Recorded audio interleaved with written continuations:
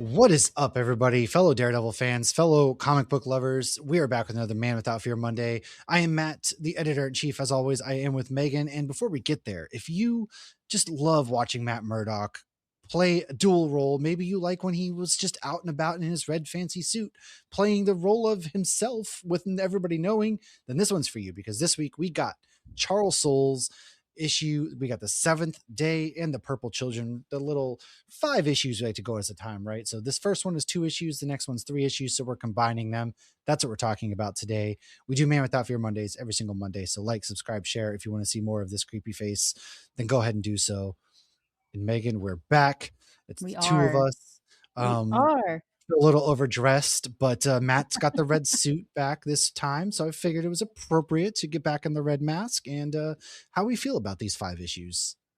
I thought they were really, really well done. They've been hinting at the Purple Children and all that for, gosh, like the past 10 issues, and Yeah, it's cool to actually see it from his perspective of what happened.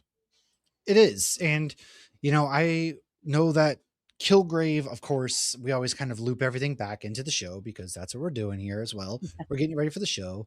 And it kind of stinks that Kilgrave currently is not a part of what they're building, because I would have loved to see this play out if we are building up towards Devil's Reign, because Kilgrave plays a massive part.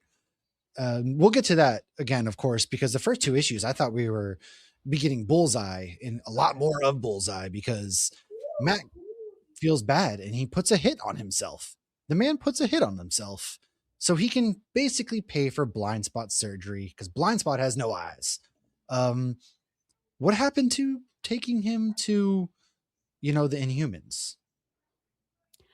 I don't know. I was confused. Was Like at I the the only beginning one? of I wasn't this? the only one then, right? Because they talked about taking him No. to the Inhumans, right? Right. And they did set up something big for blind spot because they said we have experimental surgeries we could do. We have these new eyeballs and like, but it's very expensive. And he had such BDE when he was like, I'll handle it. He did. Matt was like, "I'll pay for it." And they're like, "Whoa, you want this guy who's just a clerk back so bad?" And of course, nobody knows. And even Sam doesn't know that this guy, Matt Murdock, is Daredevil, and he feels immense guilt over it. And so he puts a hit on himself dressed as a gentleman named Mike. He sells some of his old, Billy clubs, some of his old memorabilia, which is hilarious. Does he just keep a closet full of things he no longer uses? I'm kind of confused by that too. I also like that he named himself Mike, which is like a running alter ego he has, Yeah, yeah. like when he pretends to have a twin named Mike. It's Yep. always Mike Murdoch, which does it sounds like a good name. It does. It kind of rolls MM, but Yeah. he just apparently has old billy clubs, old helmets. Maybe he does. Who am I to say? He's got his whole shed out there. So, And who'd he you sell gotta it to? he just sold him out there, I guess. They don't really say, but he sold him. And that leads us to this fun moment of him meditating, and the brothers Grimm are creeping up. And Matt's just basically like, "You idiots." He's fed up at this point because his hits only bring in about the Z-listers, man. He wants Bullseye, and he's only getting the worst of the worst. And he's just these beautiful sequences of him just whooping everybody's butt. It's amazing. It was, and I think it was funny because, yeah, he's doing this for blind spot. He has a morally correct reasoning for doing it, but you could tell that he still was excited to have fun because he's like, Yeah. "Really? These are the guys?" It's like, "I can hear you idiots." And then he's just punching his way around and he goes, "Yeah, this is great because I don't have to hold back right now." And it's like, okay, but it also brings us this really cool shot as well as we're going through this, of you've got the Punisher in there, Typhoid Mary's in there, Kingpin, pretty much a who's who of his gallery. Ten Fingers is up in there. It's really biblical in a sense, and that's one of my favorite things that Charles is continuing to do in this run, is tie Matt's faith or lack thereof back into everything going on. Yeah, that's I think that showed a lot more in these 5 issues Oh because yeah, we see so many parts of him that are very vulnerable, but we'll get there. We'll get to that part. we will, because now one of the guys who says, "Oh, I can do this," is some bum who apparently has powers. His son is in a wheelchair, so despite thinking Matt, or Daredevil, I should say, is a good guy, he's got to do it for the money. I mean, they're Yeah. living in a broken down apartment, and I can't say I blame him, but Yeah. he gets the jump on Murdoch, and unfortunately, Bullseye shows up and shoots him. And this is when I'm like, oh, we're about to get some cool Bullseye moments. Matt just beats the hell out of Bullseye. This is probably one of the most one-sided fights I have ever seen Daredevil and Bullseye have. Yeah, because Matt was on a mission. Bullseye apparently was not, and brought like none of his A game. But going back to the person, the bum villain, did it feel like there was too much of a buildup for him to just have these amazing Oh, powers and we get yes. nothing else? Yes. They create this whole, father and son playing chess at the park. His son's in a wheelchair, and somebody runs up and says, "Did you hear there's a hit out on Daredevil?" And then we get this guy pulling out a gun. He's putting Yeah, on all the black. His son's basically saying, "You don't have to do this." It is this really, you think that a lot more is going to happen because they do kind of build it up. Then he just gets shot, and that's that. We it. never hear about his son again. We never hear about him. It's just straight to Matt whooping Bullseye. Yeah, it was just like it's like Bullseye took all of that intensity with him when he hit the ground. Yeah. I mean, not for mention, but this issue starts with Bullseye with his terrifying grin. He's got his gun out. Matt even mentions he's just going to let it happen. And you're getting set up for this big, big moment. And it was just the most one-sided fights. It reminds me of a lot of those big moments in sports where whether it's a big MMA fight, whether it's a big, squash match in wrestling or Super Bowls by the Patriots Seahawks, like that was a Yeah. beatdown. It was just one-sided. And I liked it, but at the same time, I thought we were getting more. Yeah, I can't lie to you, it, hit a little harder because that's exactly what happened in the fights this weekend in the That's UFC. what I keep hearing. Yeah. I'm not a Yeah, UFC watcher. I know you are. And Oliveira versus Holloway, and it was so one-sided, and it's been a fight like a decade in the making, and I just was done with it. So this when I had already read this one on Friday, and then Saturday I was like, "Again? What is going on?" My just life. everywhere you go. It's like me and all the eye gougings that happen, you just can't escape it sometimes. Just is what it is. Yeah. Great. Sometimes, life just really does imitate art. And this is one of those weekends, apparently. But hey, we got nice weather finally, so that we got that going for us, which is Or nice. And we have that. It's gonna be in the 70s this week, it so is up in the yeah. 80s and everything. But speaking of unexpected things, Matt goes to a church. He's talking how he's very conflicted on his faith. So him and this priest go on a nice, wonderful walk. And there was, what kind of vibes was this priest giving off to you? Because I was not comfortable at all with this man. I thought he was kind of a douche. Like, Thank you. I thought he was setting up to try to kill Matt because, I thought he was gonna be like, "And that's why we blinded Blindside," or something, and it yeah. just felt like it was going in a sinister way, and then it just didn't, And and then they go I to was get like, jumped, and we get him like rolling up his sleeves with some sick arm tats. Like, wait, hold on. What? Pause. "Yeah, What? yeah," and apparent I have to be honest, guys, I don't know who that is. I have no idea either. I have I no I I idea. honestly don't know who this is. He caught me off guard. I had forgotten about this, the priest appearing, Yeah, and so he rolls up his sleeves. He beats down 4 muggers. Really, he beat down 3. Matt kinda tripped 1, but that's neither here nor there, right? he Uh, helped. and then we kinda don't see him again, but then he's the same priest that Matt now when we get to the Purple Man breakdowns, the 3-issue Purple Children run, I should say, is in the confessional because and Yeah. they are sitting there talking, and it was kinda and then Matt straight up tells him that he's Daredevil, and I was still thinking in my brain, "Hey, dude, I'm not sure about this guy. This guy just is the most untrustworthy priest. I don't know. What is It was happening?" it was when he said, You're really making me work for this advice, so you're gonna have Yeah. to give money into the Thank fold you. this week." Thank you for writing that down. Yes, Yeah, thank like, that part, I was like, "What kind of priest are you? Like, you're Sir, making you're him pay shaking down a for your blind man help? right now? Like, what? So if I he's guess in a he wasn't blind. confessional, it's free?" Yeah, yeah. Uh, and it's just kind of like, hold on. That was weird. I do want to shout out because Goran Sadzuka is on the art and Matt Milla are the colors for these issues 15 and 16, and they do a great job. But I was just very caught off guard as well. And then they kind of drop that line and roll into Matt now in the confessional once we get to the Purple Children 3-issue run where, Ron Garney's on the art, Matt Miller colors for these next 2 issues. And he goes, "Hey, I'm Daredevil, by the way. What's up?" And he's like, "Wait, you're just telling me this? Like, we're not here to just talk. I'm not your therapist. Like, you got to confess something, dude. What are you picking up at this point? Still same vibes? What's going on here?" I actually didn't realize that it was the same guy because he was so much more interested in hearing Matt talk rather than hearing himself talk this time. Very good point. Yeah. But this is something that shows I think this whole little arc here shows how much Matt has not moved past Catholicism, past his Yeah. spirituality, because that was the place he found comfort to talk to anyone about it.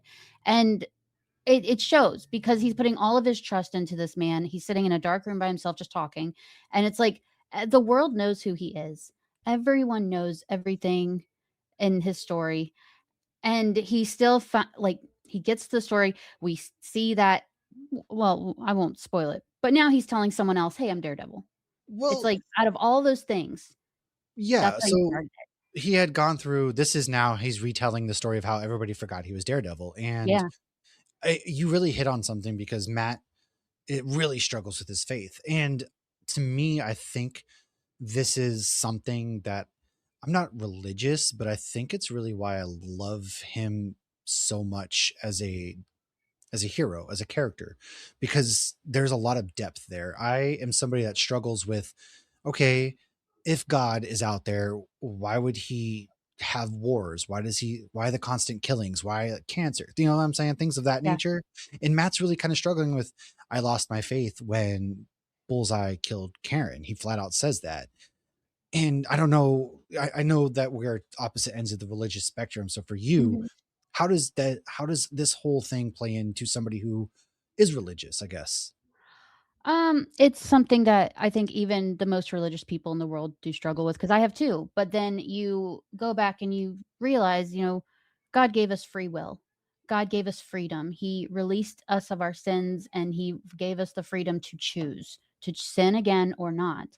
And I think Matt hasn't did never came to terms with that because he thinks, how can someone be so evil Mhm. under the watchful eye of God? And it's like, because we're not slaves to God.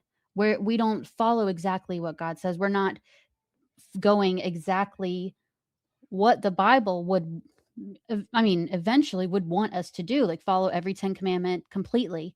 We're human beings who do sin, but it's coming to terms with that sin is what makes us human and makes us realize and learn. These people are fine with their sins. Bullseye's totally cool with it. He's 100%. He's like, "It's cool. I We're just fight out here every day." vibes. Yeah. Yeah, he's like, "I fight every day for my place in hell. It'll be fine."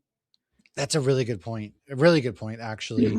And I love seeing just especially from that aspect of just Mhm. what draws us to Matt Murdock, the man, because he really is struggling. He hasn't forgiven himself. And so as we Yeah. kind of get to talk, he breaks down into how he was in San Francisco. Everybody knows who he is. He signed an $8 million deal to do this autobiography.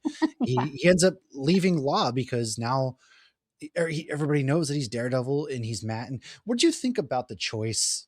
The red suit, unmasked choice that of that whole run in the past of Dare, because it never vibed with me personally. I never liked that look. Never. I never liked it. You know what it reminds me of is Johnny Cage from Mortal Kombat. Oh, that's a He good. I he's was gonna say, wearing he's wearing his fame on his sleeve. It's yeah, no longer about what Daredevil can do for the community. It's more about notice me, notice self-serving the things I almost. do. Yeah, I think this is out of all the things that's happened to Matt, Frank Miller's run, every run where he is lost, I think this point when everyone knows is when he is the most lost. He lost the plot Yeah. so He hard. even does mention that and goes into that. This is where it kind of unravels for him. Mhm. And I was getting Tobey Maguire Spider-Man 3 vibes when he goes all black Oh, suit Spider-Man personally, like that kind of, yes. "Look at me, I'm out here, ha ha, I'm full of myself." Of course, that's a more Dancing around in jazz sillier, yeah, bars. but him and Kirsten, he found himself free, but then there comes to a point where he's not feeling free. He can't practice law. Everybody knows they can't go out anywhere. He tries to go back to New York, and back in New York, they're like, "Hey, buddy, can't hire you here because everybody knows who you are. Yeah. So tough luck. They go He back can't to even San. fight crime. No, can't even fight crime because he beats up the bad guys, and then Mhm. they won't even hear that because Tombstone took somebody hostage. Don't know who. They Mhm. got away. Daredevil breaks in, saves the guy, but then they're essentially being, well, no, because there's no witness. It looks like you just assaulted them to get yourself a case. And that brings up Yeah. such a really clever conundrum that, you know, how do you feel about superheroes not concealing their identities then? I think it works for some. I think street level heroes, absolutely not. But for the bigger ones, the Iron Mans, the Captain Americas of the world, the ones that are fighting not normal citizens, but Yeah. out of this world threats, it works. But for street level crime, absolutely not. That's kind of how I feel because you're 100% correct. Captain America, yeah, it works for him. He's Steve Rogers, and, you know, he's fighting bigger things. Iron Man, he's rich. He's fighting. He's not out here. But for somebody who is a lawyer by day and a Yeah. vigilante by night, yeah, Peter Parker, you really also that's another one. You know, really got to protect.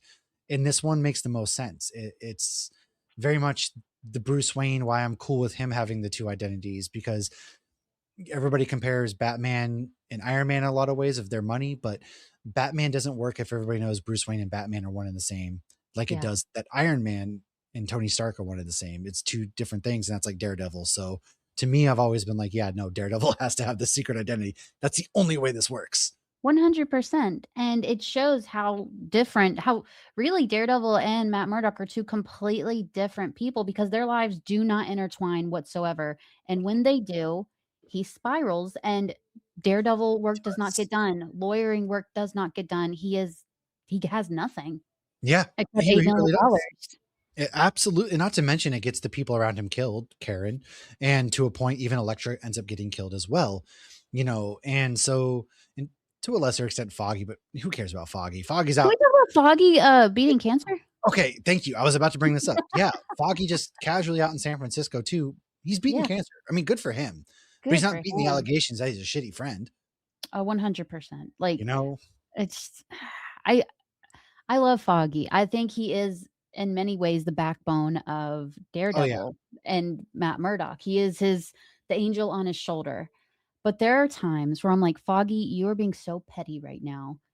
I know you're So jealous. petty, so You don't self-centered. feel Like, special. I get it. But like your friend's doing good, so calm you down." are special too, man. You know who Daredevil is, and you can do a lot of good if you just lean into that. But You I have blind digress. spot laying on your couch. Who can say that? Exactly. I digress. Yeah. Yes, Foggy is beaten cancer, and good for him, man. Like, good for him because Yeah. cancer really sucks. I've known a lot of people lately, especially, so it's always a big moment. Mhm. And Matt and Kirsten are back in San Francisco, living their life, and that's when the knock at the door. The Purple Children show up.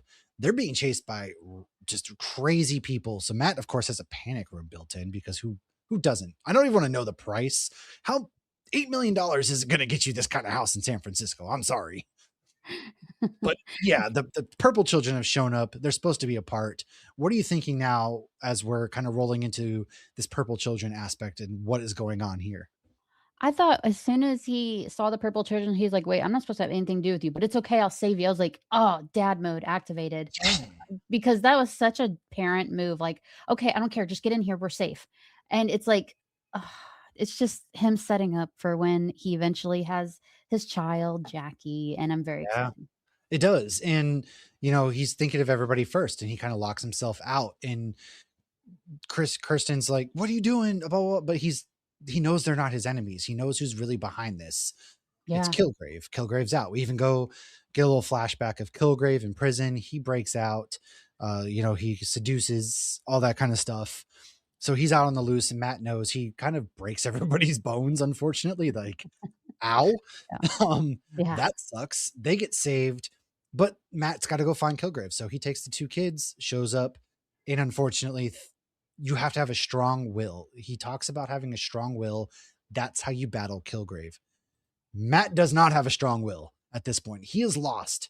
And this brings us, of course, he is now under the influence of the Purple Man, Kilgrave. What is running through your mind? I just love Kilgrave as a villain. Like, I freaking love a villain I that do has too. no part of them that you can emphasize with, just a baddie, just a bad to the bone villain, like, the High Evolutionary in Guardians of the Galaxy, Yeah. Bullseye. That's why I love these villains because it's like they're I don't wanna see the Sandman effect when you're kinda like, "Oh, but wait, he's going Oh, through a yeah, lot." the sympathetic villain or the one who Mhm. gets saved at the end of no, sometimes bad guys are just bad people. That's Yeah, how I the just want world them to be is. bad. Like, Yeah, I don't want the happy Disney moment at the end. I love when they're just a horrible person, and Kilgrave is that guy. He is he so is. unforgivable. Like, these are his children, and they're Yeah, running for their lives because he has made a a machine. riot well, a machine, but also the riot of people who are supposed to Oh, go yeah, yeah, kill yeah. them and who won't stop until they do, and it's just like yeah, and then the machine that he made specifically knowing that he Using was his gonna use kids. his children to power it. It was wild. It was you're right. This is why I love him. We're getting this machine, Daredevil's kind of on his side now. We get this whole sequences and I'm thinking like, dang, yeah, we got Matt going into dad mode at the house. We got Yeah. Kilgrave anti-dad. And you're right. We just need those villains. And that's why I love the, Kilgraves, the Bullseyes, Daredevil's villains like that, because you just need bad guys doing bad guy stuff sometimes. And that's what they do. That's what And I'm saying, it's the street level villains that have the most they really pa do. punch to their pack because the intergalactic ones, the bigger ones, they're always like, "No, what I'm doing is the right way. This is the morally right Yeah. thing for me." It's God, like, "Just shut up. I don't Just want be bad." sometimes, man, I'm not in the mood. I'm not in the mood for what's morally right. I'm in the mood for what is about to go down. And that Yeah. is Daredevil really just breaking loose. And he Yes. beats a hole into Kilgrave's head, but makes a point to be like, oh, he's come back from worse. Um, this whole 5 issue run is just Matt unapologetically whooping some tail. And I love it because some days you're just in a bad mood and you just want to hit somebody or something. And good news, Kilgrave's there and he gets to come back. And I do wish they had done this in the MCU and maybe with Jessica Jones and everybody returning and these little soft reboots, maybe we can get some of that back. I hope. Their biggest problem with the Netflix shows is that they should have had them more intertwined Yeah, rather than what they did, because you gotta think, in Jessica Jones, we got Nuke. That was right. a And Daredevil Typhoid Mary villain. was an Iron Fist. Yeah, Again, it's like Typhoid these Mary would have worked. ruins Matt's life. She gaslights him and ruins his She's whole life. she is the worst. She is toxic. That I like her. So, She is. I mean, she showed up in the earlier runs. yeah, Even she showed up and lit Matt's out, and she's like, "Whoa, whoa!" Christian's like, "What's going on?" And even Typhoid Mary is like, "I'm down for a three-way," and she everyone's really like, okay, "Whoa!" I forgot that happened until this I did moment. too. She was like, "Well, are you into it? Like, what kinda you got spunk, I like that." It's like, "Mary, girl, like, Like at calm first, I showed up down." to kind of scare you guys, but I kind of am to this. And for a second there, I almost wonder if Matt, I feel like he thought about it for a split second. Knowing There's him, he's probably there's like, no "Hmm." way he didn't look at Kristen, he's like, is she into this?" Or, "Nope, she's He not, looks okay." at her. Oh no, no, she's terrified. Sorry, we can't do this today. No, next girlfriend, maybe. Sorry. Because there was that split second, but you're 100% right. I do feel like they should have really, intertwined those shows more. Or now that we're getting these again, maybe they can rightfully do these characters because anybody can come back. You can Yeah, hand wave anything away. You can do it all and yeah. bring back those Typhoid Mary and Kilgrave are two bad guys that I want to see the most face off against Daredevil because number one, it's not Wilson Fisk. We need a break. True, And number two, these are two villains that Matt really struggles against and for yeah. various reasons. Also, Kilgrave and Fisk, they would get together Mhm. like macaroni and cheese. Yeah. Like, imagine we didn't see much of Fisk because he was using Kilgrave. Yeah, or vice versa. Like there's some Mm, mutual assured there, and then it steps out of the shadows that Kingpin was using Kilgrave this whole time. They were working together. Like, ooh, ooh. But I digress. but we You know you're know, listening, Marvel, and if you brought back Kilgrave, I promise you, no one in the fandom would be mad. We'd all be no, like, "Word." get David Tennant back as Kilgrave. Get It would Typhoid be Mary fine. back. Listen, I would love a whole season of Typhoid Mary slowly gaslighting Matt and ruining his life. I know, Yes. listen, I would let you, it's not up to me, but if it was, I would be okay with you killing Karen even, okay?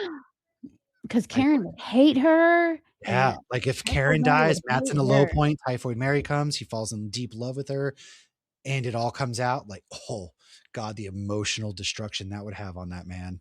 I And would love to every moment of it. we're setting up to lose Karen soon anyways, 'cause we have Oh, Kristen we definitely Kirsten. are. Is Kir Yeah, we've got Kirsten in the show, we've already met Heather, Karen's back, but Bullseye's in the fold still. So, yeah, how my much time man. you don't keep bringing Bullseye back without eventually bringing us to the point where Bullseye kills Karen. Like, let's just it's gonna happen, whether it's the end of this season, whether it's beginning of season 3, it's going to happen, And guaranteed.